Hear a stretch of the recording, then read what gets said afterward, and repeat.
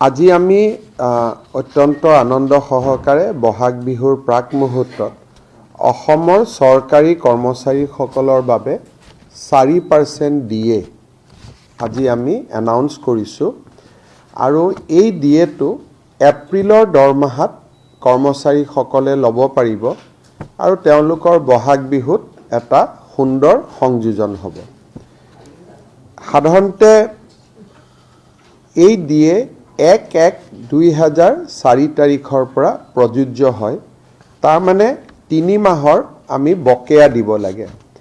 আমি 3 মাহৰ বকেয়াখিনি এপ্ৰিলতে নিদি মে, জুন, জুলাই আমি 3 মাহত 3 মাহৰ বকেয়া দি শেষ কৰিম। অৰ্থাৎ এপ্ৰিল মাহত 4% ডিএ পাব, মে মাহত এটা এৰিয়াৰ ইনষ্টলমেণ্ট পাব, এটা এৰিয়াৰ ইনষ্টলমেণ্ট জুনত পাব, এটা এৰিয়াৰ ইনষ্টলমেণ্ট জুলাইত পাব।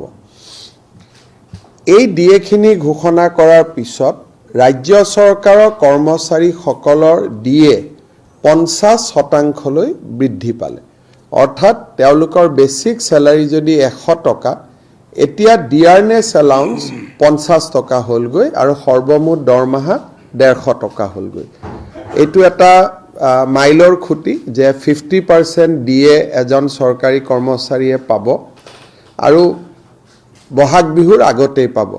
খালি ডিএখিনি আমি একেলগে এপ্ৰিল মাহত দিব খোজা নাই, কাৰণ 31 মাৰ্চৰ আগতে চৰকাৰে বহুত টকা খৰচ কৰিব লাগিব। সেইকাৰণে ডিএখিনি আমি মে'ত এটা ইনষ্টলমেণ্ট, জুনত এটা ইনষ্টলমেণ্ট, জুলাইত এটা ইনষ্টলমেণ্ট দিম আৰু এই ডিএটো কাৰ্যকৰী হ'ব 1 জানুৱাৰী 2024 পৰা। এইখিনি হ'ল এটা আমাৰ ৰাজ্যৰ কৰ্মচাৰীসকললৈ এটা ভাল